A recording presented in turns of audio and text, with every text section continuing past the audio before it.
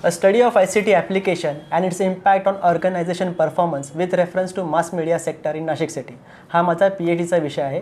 आणि यामध्ये आत्तापर्यंत आपण स्टॅटिस्टिकल डेटा भरपूर गोळा केला आहे, पण खरंच क्वालिटिव्ह वाईज मीडिया तेवढा पेनिट्रेट करतो आहे का तर ICTमध्ये, तर हे जाणून घेण्यासाठी आज आपल्यासोबत आहेत महाराष्ट्र टाइम्स नाशिक आवृत्तीचे संपादक संपत थेटे सर. सर खूप खूप धन्यवाद. थँक्यू. तर तुम्ही जेव्हा माध्यम क्षेत्रामध्ये आलात तर सगळ्यात पहिला संगणक तुम्हाला किती साली मिळाला आणि त्याचा एक्सपिरियन्स कसा होता? कारण की तुम्ही डायरेक्ट म्हणजे अक्षर जुळणीचा काळ तुम्ही नाही पाहिला, फर्स्ट तुम्ही हाच बघितला होता. How was the first experience? अक्षर जुळवणीचा काळ म्हणजे मी तरुण पिढीतला आहे, पण अक्षर जुळवणीचा काळ मी थोडासा गावकरी या ठिकाणी बघितला. आणि त्याची जी खेळ्यांची रचना वगैरे असते ते आम्ही जवळून बघितलं. ज्याला कट करणं आणि पेस्टिंग करणं आणि नंतर ते पेज उभे करणं. अरे वा. हां, तर त्याचा तो वास्तव होता आणि संगणकाची सुरुवात होती. खरं तर आपण बघाल की म्हणजे 1990 नंतर किंवा 2000च्या शतकात खऱ्या अर्थाने संगणकाचा मीडियामध्ये खूप चांगल्या पद्धतीने वापर झाला. आणि मी 2002ला पहिल्यांदा संगणक हाताळला.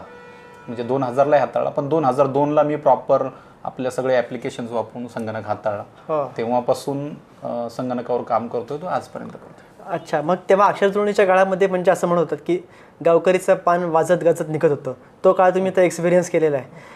तर सर आता प्रोडक्टिव्हिटी म्हणून जर का आपण बघितलं तर तुमच्याकडे नंतर तुम्ही तो काळ बघितला आणि आता ह्या काळामध्ये तुम्हाला इतके डिजिटाईज सॉफ्टवेअर आलेले आहेत की त्याच्या परफॉर्मन्समध्ये किती फरक पडला आहे? म्हणजे काय त्याच्यामध्ये चेंजेस काय झाले तुम्हाला आता? नक्कीच. बघा, पूर्वी असं होतं की जेव्हा कम्प्युटर आला तर तोपर्यंत तर सगळं मॅन्युअली होत होतं, पण जसा कम्प्युटर आला, तुम्हाला आठवत असेल जुना कम्प्युटर जर आपण पाहिला असेल, मोठा CPU आणि बॉक्स पण त्याचा असा लांब आणि असा असलेला. आता फ्लॅट स्क्रीन आले सगळे समोर, पूर्वी असे मोठे होते. तर सगळ्यात महत्त्वाचं संगणकाने आपलं कामाचं स्पीड वाढवलं. येस. त्याच्यानंतर म्हणजे स्पीडचा हा एक मुद्दा आहे, पण संगणकाने खूप शिकवलं. म्हणजे त्या काळामध्ये जी लोक त्याच्यावरती म्हणजे प्रत्यक्ष बातमी लिहिणारी कागदावर आणि नंतर संगणकावर टाईप करणारी जी लोक पटकन शिफ्ट झाली, अगदी 2-3 महिन्यामध्ये ती लोक 6 महिन्यापर्यंत सगळे, सुरुवातीला तर सगळ्यांनी नकार दिला, नोकऱ्या जातील वगैरे वगैरे, हे सगळं तुम्ही ऐकलं असेल, मी ऐकलं, अनुभवलं. पण ती लोक पटकन 6-8 महिन्यामध्ये त्याच्यावरती शिफ्ट झाली. त्यावेळेच्या सिस्टीमच्या अडचणी वेगळ्या होत्या, खूप स्लो चालायचं, टायमर यायचा, त्याच्यानंतर स्क्रीनचे लाईट कमी जास्त व्हायचे. आता ते काही होत नाही, तो भाग वेगळा. पण सगळ्यात महत्त्वाचं संगणकाने आपलं स्पीड संगणकामुळे पत्रकारांचं आणि माध्यम संस्थांचं स्पीड वाढलं. त्याच्यानंतर दुसरी गोष्ट, खूप शिकवलं, ओपनिंग्स केल्या पत्रकारांच्या. म्हणजे ओपनिंग्स म्हणजे कशा की जसं काही लोक म्हणतात की ते आल्यानंतर संगणक आल्यानंतर नोकऱ्या गेल्या. अरे पण संगणक आल्यानंतर नोकऱ्या ओपन पण झाल्या ना खूप साऱ्या. म्हणजे तुम्ही जर मी ETVलाही काम केलेलं आहे, ETV सारख्या मोठ्या नेटवर्कमध्ये मी काम केलेलं आहे. तर संगणक आल्यामुळेच तिथं ऑडिओ व्हिडिओ मिक्सचर पासून PCR तयार झाला, ह्या सगळ्या गोष्टी संगणकाच्या याच्यामुळेच आल्या.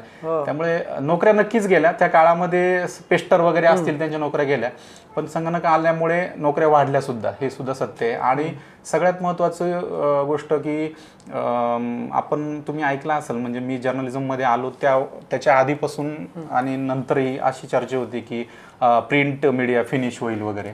पण प्रिंट मीडियाला बळ देण्याचं काम जर कोणी केलं असेल तर हे ICT माध्यमांनी सगळ्यांनी केलं. हे मी एकदम त्याच्यावर विस्तृत लिहू शकतो किंवा बोलू शकतो की लोक म्हणतात की प्रिंट मीडियाला तेव्हा 25 वर्षापूर्वी पण असंच म्हणायचे की फ्युचर नाहीये, पण तग धरलीच ना. कोविडमध्येही तशीच चर्चा झाली आणि कोविड नंतर तर सगळी दैनिक खूप चांगल्या म्हणजे तो खप वर्षभरात रिकवर करून आणि आपल्या समोर आली सगळ्यांच्या. म्हणजे कोविडमध्ये तर लोक हात लावायला सुद्धा तयार नव्हती, अफवा पसरल्या वेगवेगळ्या प्रकारच्या की कागदाच्या माध्यमातून सुद्धा संसर्ग होऊ शकतो वगैरे वगैरे. तर तसं काही नव्हतं. त्यामुळे एकतर आपला मूळ मुद्दा स्पीड वाढला, त्याच्यानंतर मनुष्यबळाला उलट त्याला स्किल करण्यासाठी त्यांनी तो उपयोग झाला.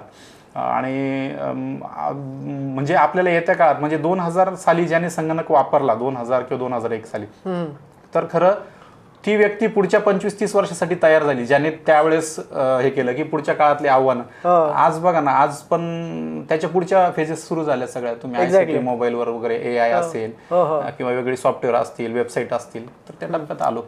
पण आता असं बघतो नाही का आपण की आता तुमच्याकडे तुमचं स्वतःचं ॲप पण आहे, नंतर तुमचे सोशल मीडियावरती तुमचा प्रेझेन्स खूप चांगला आहे, तुमच्या BCCLचा म्हणजे टाइम्स ग्रुपचा, टाइम्स महाराष्ट्र टाइम्सचा आहे.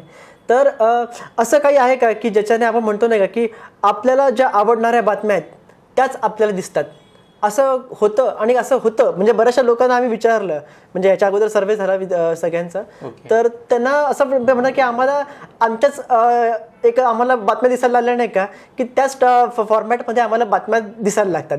सो हा काय आहे, म्हणजे तुम्हाला असं वाटतं का की असं होतं आहे, आणि होत आहे तर का होत आहे? नाही, त्याच्यामध्ये 2 गोष्टी आहेत की एक जे आहे हार्डकोर जर्नलिझम आपण एक जे म्हणतो की आपण जसं म्हणतो की बातमी देणं किंवा माहिती देणं हा एक पत्रकाराचा किंवा त्या ॲप असेल किंवा जी काही तुमची टूल्स असतील त्याचं साधन आहे, तर तो एक मुद्दा आहे. पण त्याच बातम्या दिसणं किंवा तोच कंटेंट दिसणं याचा जर्नलिझमशी तसा थेट संबंध नाही. याचं कारण असं आहे की तुम्ही बघा, तुम्ही साधं मोबाईलवरती गुगलला जाऊन जर तुम्ही शूज तुम्हाला घ्यायचा आहे किंवा चष्म्याची फ्रेम घ्यायची, तुम्ही ती सर्च केली तर पुढचे काही दिवस तुम्हाला त्याच्यावरती तोच मजकूर येत असतो. म्हणजे त्याच्या संबंधित पोर्टल्स येतात, त्याच्या संबंधित इतर प्रोडक्ट येतात, ते आपोआप पुढचे तुम्ही जे सर्च करता, शेवटी ती मशीन आहे आणि मशीनला पण मेमरी आहे, ते त्याला कळतंय की तुम्हाला काय नीड आहे, तुमची नीड आहे म्हणून तुम्ही त्याच्यावर सर्च करता आणि त्याच गोष्टी तुम्हाला त्या कंटेंट वाईज तसं तुमच्या बातम्या तुम्ही डिझाईन करतात का? मग नाही, याच्यामध्ये कसं आहे की म्हणजे टाइम्स ग्रुप असेल किंवा मटा असेल, आम्ही तशा प्रॅक्टिसेस करत नाही. जसं तुम्ही कंटेंट वाईज जसं म्हणता तसं करत नाही. आम्ही एक नक्कीच करतो की उदाहरण सांगतो तुम्हाला, आजचं उदाहरण सांगतो ताजं, की समजा नाशिक मधल्या एका गुन्हेगारी पार्श्वभूमीच्या एका राजकीय व्यक्तीचं एक कार्यालय पाडलं, महापालिका आणि पोलिसांनी मिळून महापालिकेने पाडलं. तर त्याच्यामध्ये कसं आहे की कार्यालय पाडलं हे सगळ्यांना माहिती आहे, काल दुपारची कारवाई होती. आज मला जेव्हा आज अंकात बातमी प्रसिद्ध होणार, तर मला देताना त्याचा जो मथळा आहे किंवा त्याचं जे हेडिंग आहे तर ते आकर्षक करावं लागणार. मग मी ते करताना मी ते असं केलं की दहशतीचे लोंढे आवरले किंवा त्या व्यक्तीचं नाव हे करेल आणि त्याच्यात अधोरेखित येतं. म्हणजे ती रॉंग प्रॅक्टिस नाहीये, पण वाचकांना त्याकडे आकर्षित क्रिएटिव्हिटी आहे. आणि तुम्ही ते टूल बॅट वगैरे त्याला काय म्हणतात ते तर म्हणजे ते निगेटिव्ह अर्थाने झालं, पण आम्ही हे पॉझिटिव्ह अर्थाने आम्ही वापरतो अशा फंडे. किंवा मग कालच्या व्यतिरिक्त काय आम्ही माहिती देऊ शकू ती आम्ही आवर्जून त्याच्यामध्ये देतो, म्हणजे इतर माध्यमांच्या तुलनेत. आता असं होतं की जेव्हा सकाळी कोणत्याही वृत्तपत्राचं ऑफिस ओपन होतं तर तेव्हा सगळ्यात पहिले एक एडिटोरियल मीटिंग होते. ICT आल्यानंतर म्हणजे किंवा नवीन टेक्नॉलॉजी आल्यानंतर तुम्ही तुमच्या मीटिंगमध्ये काय चेंजेस केले की तुम्ही पत्रकारांना बातम्या कशा सोपवतात? अगोदर मीटिंगमध्ये सोपवायला जायचे, आता कसे सोपवतात तुम्ही? आता का अजूनही मीटिंगच होते तुमची? नाही, आता काय होतं माहिती का, ICT येण्यापूर्वीचा काळ सांगतो मी. म्हणजे मी 2003-04चा किंवा 5 पर्यंत काय 11-12 पर्यंत, म्हणजे 2002 ते 11-12 पर्यंतचा हा काळ असा होता की याच्यामध्ये सकाळची जी बातमीदारांची मीटिंग असायची त्या मीटिंगला संपादकांना स्वतः यावं लागायचं. सकाळी 10 असेल 11 असेल, बऱ्याचशा आम्ही पूर्वी सकाळमध्ये होतो तर आमची 11 वाजता व्हायची. 11 वाजता सगळ्या रिपोर्टर्सला 11-12 पर्यंत एकत्र यावं लागायचं, म्हणजे कार्यालयात यावं लागायचं आणि ती मीटिंग करून तिथून विषय घेऊन आणि मग पुन्हा फील्डवर किंवा बीटवर जावं लागायचं. आता ICT माध्यम आल्यामुळे काय झालंय की त्यांना कार्यालयात प्रत्यक्ष बोलवण्याची गरज नाही. म्हणजे आमची मीटिंग सकाळी 10 वाजता होते तर आम्ही सगळे लाईव्ह असतो एकमेकाला, आणि जसं कार्यालयात आपण बसतोय तसं आपल्या घरात बसून अगदी मागच्या स्क्रीन चेंज करता येतात त्याच्यामध्ये आणि बसून आणि विषयांची अलॉटमेंट आणि प्रत्येकाकडे कोणी काय काम करणार आज किंवा बीटवर काय घडामोडी आहेत त्याची चर्चा करतो. म्हणजे थोडक्यात सारांश असा आहे की आमचा वेळ, इंधन, सगळ्याच गोष्टीची बचत झाली. आणि तिथून एम्प्लॉई तो समजा रिपोर्टर आहे तर तो जर तिथून घरातून जर कामावर जातो त्याचा वेळ वाचतो, त्याला ऑफिसला येण्याचे श्रम वाचतात, इंधन वाचते, या सगळ्या गोष्टींची बचत होते. बस सर, आता असं आहे की तुम्ही जसं म्हणाले की आता आपल्याकडे स्पीड वाढलेला आहे. सो आता हा प्रत्येक माध्यम संस्था काय करते की लेटेस्ट अपडेट द्यायचा प्रयत्न करते, क्विक. तर आता असं होतं की त्यामुळे पत्रकारांना देखील जास्तीत जास्त वेळ लेटेस्ट अपडेटवरती फोकस करायला लागतो. तर अशामध्ये सखोल पत्रकारितावरती किंवा डीप रिसर्च जर्नलिझमवरती एफेक्ट होतोय असं तुम्हाला कधी वाटतं का? म्हणजे एक याच्यात नाही, टू बी फ्रँक, आमच्याकडे अशी पत्रकारिता जी आहे त्याच्यासाठीची स्वतंत्र टीम आहे, म्हणजे ऑनलाईनसाठीची. ओके. हां, मग त्यांचं आम्ही लेटेस्ट अपडेटची टीम स्वतंत्र आहे. त्यांचं कामच ते आहे की त्यांनी फक्त हॅपनिंगवरती, म्हणजे न्यूज एजन्सी असेल, TV असेल, सोशल मीडिया असेल, त्याच्यावरती लक्ष ठेवणं, त्या माहिती क्रॉस चेक करणं आणि त्याच्यानंतर अपडेट देणं ॲपच्या माध्यमातून, वेबसाईटच्या माध्यमातून, हा एक स्वतंत्र प्रकार आहे. आणि रोजची जी पत्रकारिता आहे किंवा दैनिकाचं जे काम आहे त्याच्यासाठीची टीम स्वतंत्र आहे. त्यामुळे तसं काही अफेक्ट होत नाही आम्हाला. काही प्रिंटच्या टीमला किंवा यांना बंधन नाही की तिकडे लाईव्हला किंवा तसं अपडेट दिलं गेलं पाहिजे. पण आता तंत्रज्ञान इतकं पुढे गेलं आहे की जरी आम्ही काही अपडेट केलं तर ऑटोमॅटिकली, म्हणजे एखादी बातमी जर फाईल केली तर ती आपोआप लाईव्हकडे पण ती त्यावेळेस ती जात असते. त्यामुळे ती अडचण येत नाही. आमच्या टीम स्वतंत्र असल्यामुळे ती अडचण आम्हाला तेवढी येत नाही. मग असं होतं की बरेचदा असं यूट्यूबवरती त्या व्हिडिओला किती व्ह्यूज आले किंवा कोणत्या बातमीला किती व्ह्यूज आले, आणि किंवा प्रिंटची बातमीच नंतर तुमच्या ऑनलाईनला जाते त्याला किती व्ह्यूज येतात, ह्या सगळ्यावरती तुमच्या एम्प्लॉईजचं मूल्यमापन होतं का? नाही, मी जसं सांगितलं आता की आमच्या टीम स्वतंत्र आहेत. त्यामुळे व्ह्यूज असेल, लाईक असेल किंवा शेअर कोणी काय केलं तर त्याचा स्वतंत्र पार्ट आहे तो. आणि जी आमची जी टीम आहे जी प्रिंटसाठी काम करते, प्रिंटसाठी, तर त्यांचं जे काम आहे ते स्वतंत्र आहे. हां, पण आम्ही एक त्याचा समन्वय म्हणू, किंवा समजा मी आज काहीतरी लिहिलं आहे किंवा माझी एखादी बातमी आहे जी प्रिंटला आली, आमच्या हजारो वाचकांपर्यंत ती गेली, पण तीच बातमी मी सोशल मीडियात पण शेअर करतो कारण ती दुसऱ्या दिवशीच्या अंकात प्रसिद्ध झाली असते, ती ओपन टू ऑल असते. त्यामुळे सोशल मीडियात जेव्हा मी प्रसिद्ध करतो त्यावेळेस मला एक वेगळी रीडरशिप तिला मिळते, जी इकडे अंक घेणाऱ्या व्यक्ती कुटुंबापुरतं, समजा असं म्हणतात की एक अंक 7 लोक वाचतात, तर आपण असं धरलं की एका घरात एक अंक गेला तर 7 लोक वाचतील, तर ते 7 लोक आणि सोशल मीडियातले असंख्य लोक, म्हणजे असं गृहीत धरून की दोन्ही बाजूला 2 वाचक मिळतात, त्यामुळे तो फायद्याचा ठरतो.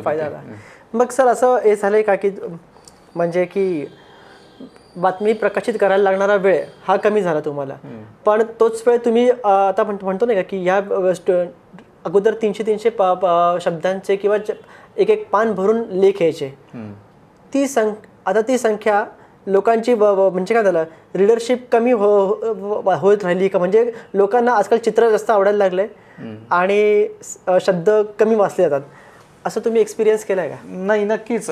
तुम्हाला माहिती असेल की जो आपली ट्रेंड जो आहे किंवा मेमरीज आपल्या किंवा मानसिक हे जे आहे त्याच्यानुसार जितकी कमी शब्दामध्ये बातमी असेल ती तितकी चांगल्या पद्धतीने वाचली जाते. तर खूप पाल्लाळिक असेल किंवा खूप जास्त मजकूर असेल तर वाचक पूर्ण सुरुवातीपासून शेवटपर्यंत त्याचा इंटरेस्ट असेल तर तो वाचतो, पण तितका इंटरेस्ट नसेल तर तो त्या बातमीवर टिकून राहत नाही. तर मग त्याला पर्याय काय आहे की 250-300 शब्दांमध्ये बातमी करणं, जी टाइम्स आणि मठाची खासियत आहे, तुम्हाला सगळ्यांना माहिती आहे, जर्नलिझमच्या मुलांनाही माहिती आहे की तेवढ्या शब्दात बातमी करणं. मग ती बातमी करण्याचं कसब आणि संपादन, म्हणजे रिपोर्टरने ती केली समजा 400 शब्द, तर तिला 250 शब्दात बसवण्याचं संपादन कौशल्य वापरावं लागतं आणि ती तशी करावं लागते. आणि त्यातही पुन्हा चित्र असतील, हायलायटर असतील किंवा काही ग्राफ्स असतील किंवा आणखी काही वेगळे AI इमेजेस असतील, आता जो आम्ही वापरतोय ट्रेंड सध्याचा AI, तर अशा पद्धतीचं पॅकेजिंग करून ते प्रेझेंट केलं जातं. त्याच्यामुळे काय होतं की तुमची रीडरशिप वाढते आपोआप. बघ, हे असं ऑनलाईन जेव्हा आपण येतं बरेचदा कंटेंट आपल्या समोर दिसतो, तर त्याच्यामध्ये कधी कधी चुका निघतात, ते डिजिटलमध्ये रिपेअर होतात, नंतर एडिट बातमी करता येते, प्रिंटिंगला असं करता येत नाही. तर मग अशा वेळेस तुम्हाला असं वाटतं का की मुद्रित शोधक विभागाची गरज जास्त आहे? नाही, आता कसं आहे, मुद्रित शोधक विभाग किंवा प्रूफ रिडिंग तुम्ही म्हणाल तर भाषेचा जर विचार केला तर प्रूफ रिडिंग आवश्यक आहे आणि ते व्हायलाच पाहिजे. Yes sir. आणि असायलाच हवा, म्हणजे कोणतंही दैनिक असो किंवा माध्यम संस्था असो, त्यांच्याकडे प्रूफ रिडर किंवा मुद्रित शोधक ही टीम असायला हवी. आमच्याकडे सुद्धा आहे, आमच्याकडे त्यांना आम्ही म्हणजे मुद्रित शोधकांनाच उपसंपादकांची कौशल्य आत्मसात केल्यामुळे मुद्रित शोधक हाच उपसंपादक आहे आणि उपसंपादक हाच मुद्रित शोधक आहे. त्यामुळे ते असायला पाहिजे. आणि दुसरं असं आहे की ऑनलाईनमध्ये चूक गेली किंवा प्रिंटमध्ये, हे तर बरोबर आहे तुमचं की प्रिंटची दुरुस्तीला तिथे क्षमा नाही, करता येत नाही. प्रिंटलाही म्हणजे ऑनलाईनलाही चुका होतात आणि जातात, ऑनलाईन जातात त्या, आणि नंतर ते त्यांच्याकडे तो कंटेंट काढून टाकण्याची सोय असते. आमच्याकडे ती नसते. पण एक आहे की ऑनलाईनच्या तुलनेत प्रिंटच्या चुका कमी होतात. त्याचं कारण असं आहे की आम्हाला वेळ असतो थोडा, कारण वृत्तपत्र नाही म्हटलं तरी 12 वाजेनंतर प्रिंटिंगला प्रिंट जाते, आणि जर बातमीला जर वेळ असेल हातामध्ये तर त्यातला चुका अधिक चांगल्या पद्धतीने बातमीचं वाचन करता येतं किंवा चांगल्या पद्धतीने संपादित करता येते. पण जर समजा वेळ कमी असेल तर अशा वेळेस समजा माझी एडिशन 12:30ला जाते रात्री, तर मला जर बातमी 12 वाजता घडली तर मला त्यात थोड्या मर्यादा येतात की तितक्या पद्धतीने तिला सजवून आणि पुन्हा ती पब्लिश करणं. अर्थात हे सगळ्यांना आहे, कोणाची LPRS काही जरी असली अंक देण्याची तरी लेट नाईट हॅपनिंग मध्ये होऊ शकतं तसं. पण आता एक तुमच्याकडे तुम्ही दरवेळेस आता एम्प्लॉईसाठी ट्रेनिंग वगैरे, आपण मगाशी बोललो होतो की ट्रेनिंग वगैरे कंटिन्यू होतात, तर आता तुमच्यासाठी सगळ्यात मोठं डिजिटल युगामधलं चॅलेंज काय आहे या मोमेंटला, ICT मधलं किंवा ICT साधनं वापरतानाची सगळ्यात मोठे चॅलेंजेस तुम्हाला काय फेस होतात सध्या तरी? सगळ्यात ICT साधनं वापरताना सगळ्यात महत्त्वाचं जे आहे ते आहे सगळ्यात फॅक्ट चेकिंग, त्याच्यानंतर विश्वासार्हता, त्याला क्रेडिट. ह्या 2 गोष्टी सगळ्यात महत्त्वाचं आहे. आणि आत्ता एक तिसरं आहे, तुम्हाला कदाचित ते कोणी सांगितलं किंवा मला माहीत नाही, पण ICT साधनांमध्ये आता जे ॲप येत आहेत नवीन, त्याच्यामध्ये समजा AI असेल तिथे कॉपीराईटचा काही विषय नाही. अशा वेळेस एक धोका जो मला स्वतःला जाणवतो तो डाटा लिकेजेस किंवा तुमचा मजकूर गहाळ होणे किंवा डाटा गहाळ होण्याची शक्यता खूप जास्त आहे. फॉर एक्झाम्पल उदाहरण सांगतो मी, मला माहित नाही त्या चर्चेत आलं की नाही, मी AI वापरतो समजा, आणि AIला मी काहीतरी कमांड दिली, AI कडनं मी असं समजलं की मी काहीतरी इमेज बनवून घेतली किंवा काहीतरी डाटा मी सांगितला AIला, AIने तो मला दिला, तर तो डाटा शेवटी ते AIच्या मेमरीमध्ये सेव्ह आहे. आता माझी ऑर्गनायझेशन वेगळी आहे आणि तुमची ऑर्गनायझेशन वेगळी, आणि मी ती AIला कमांड दिल्यानंतर तो मला डाटा दिला, पण जेव्हा तुम्ही पण कमांड तशा साधर्म्य असलेला कमांड तिला AIला द्याल तर, आणि तुमच्याकडनं माहिती ती घेतच आहे, तुम्ही प्रश्न विचारताय तिला, तुमच्याकडनं पण ती माहिती अजून तुम्हाला काय हवे AI विचारते, तर हा सगळ्यात मोठा धोका आहे की मला जो डाटा दिला आहे तोच डाटा तुम्हाला ती देणार आहे, आणि माझ्याकडनं जी इन्फॉर्मेशन घेतली आहे ती इन्फॉर्मेशन तुम्हाला पण देऊ शकते, आणखी 10 लोकांना देऊ शकते. त्याच्यामुळे डाटा लिकेजची शक्यता मला स्वतःला तिथं जास्त वाटते. म्हणजे एकतर फॅक्ट चेकिंग, क्रेडिबिलिटी, विश्वासार्हता म्हणा, आणि डाटा लिकेज, ही सगळ्यात मोठी ICT साधनं वापरताना ही चॅलेंजेस ही 3 वाटतात. याच्याशिवाय सुद्धा आणखी अनेक चॅलेंजेस सांगता येतील, पण ती तेवढी गंभीर नाहीत. ती जेवढी, जसं समजा एखादं साधन हँग होत असेल किंवा त्याला टेक्निकल एरर येत असेल तर तुमच्या कामात अडथळा येऊ शकतो किंवा येऊ शकतो. पण हे 3 मुद्दे मला असं वाटतं भविष्यामध्ये याच्यात सगळ्यात जास्त याच्यावरती लक्ष ठेवणं किंवा चॅलेंजेस जी आहेत ती इथे आहेत 3 ठिकाणी. सर, आणि आता आपण शेवटाकडे चाललोय, तर याच्यामध्ये डेटा जेव्हा तुम्ही प्रोसेस करतात किंवा कोणतेही येतात, तर AI कडनं जेव्हा तुम्हाला माहिती मिळते, बरोबर, कोणती इन्फॉर्मेशन मिळते, ती तुम्ही फॅक्ट चेक करण्यासाठी म्हणजे you are using another AI source or you are using your own sources? नाही, एक आमचं मी टाइम्स किंवा समूहाचं सांगतो. अर्थात ते तुमचं एज्युकेशन पर्पज असल्यामुळे मी तुम्हाला ते तुमच्याशी शेअर करू शकतो, पण कदाचित जर इंटरव्ह्यू कुठे प्रसिद्ध होणार असेल किंवा आता मला सेन्सर, पण आम्ही मुळात पहिली गोष्ट, आम्ही AI कडनं डाटा अजून आम्ही वापरत नाही. टाइम्स ग्रुप म्हणून स्वतः AIचा आम्ही वापर करतोय, पण कशासाठी करतोय की AIच्या इमेजेस आम्ही वापरतो. मी अंकात जर बघितलं आणि त्याला आम्ही मार्क करतो की ही कधी कधी काय होतं, एखादा चेहरा एखाद्याची साधर्म्य दाखव. मी मागाशी तुम्हाला ते 3 मुद्दे सांगितले, त्याच्यात हा एक धोका आहे की समजा तुम्हाला एक शेतकरीची कमांड दिली की मला एक फार्मर पाहिजे किंवा मला एखादा बँकर पाहिजे, AIला सांगितलं, तुम्हाला फोटो दिला, तर तो फोटो आणि तो कशासाठी, एक समजा न्यूज काहीतरी त्या बँकरच्या काहीतरी निगेटिव्ह न्यूज आहे काहीतरी छापून आलेली, त्या न्यूजसाठी तुम्ही त्याची इमेज वापरली AI कडनं. तर असं आत्ता अलीकडे 1-2 केसेस घडलेले आहेत की ते जे चेहरे आहेत ते कुणाशी तरी साधर्म्य असणारे असतात. मग त्या काळामध्ये ठीक आहे ना, त्याने त्याच्या AIने त्याच्या मेमरीने बनवून दिलं, पण तो फेस कुठेतरी मॅच होतो आणि त्याच्यामुळे तो पण एक धोका आहे की त्याची बदनामी होऊ शकते. हा मगाचा याच्यातला चॅलेंजेस मधला तो एक पार्ट सांगितला मी. आणि आता आपला विषय जो होता की परत तुम्ही AIचा वापर करता का क्रॉस चेक करायला?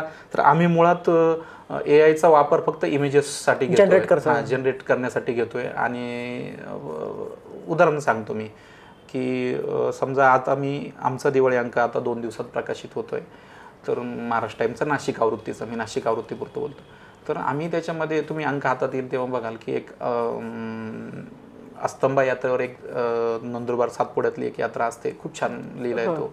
तर त्याच्यावरती अश्वत्थामाची एक इमेज मला पाहिजे होती. तर तो लेख माझ्याकडे शेवटच्या टप्प्यात आला. आता मला जर अश्वत्थामा हवा असेल तर मला चित्रकाराला सांगावं लागलं असतं की मला करून दे, अश्वत्थामा करून दे. त्याने 2-4 दिवस काम केलं असं, त्याची भळभळती दाखवून सगळं दाखवून. पण आम्ही त्याच्यावर AIने पण घेतला, अर्धा तास घेतला. म्हणजे AI दर 30 सेकंदाला एक अश्वत्थामा जनरेट करून देत होती. पण आम्ही 30 मिनिटे खेळून एक अश्वत्थामा त्यांच्याकडनं जनरेट करून घेतला AI कडनं आणि तो अंकात वापरला. तर मग असा मग प्रिंटला तर त्याचा उपयोग झालाच ना आम्हाला. ॲज इट इज कमी वेळात त्याने तो जनरेट केला आणि तो मिळाला अश्वत्थामा.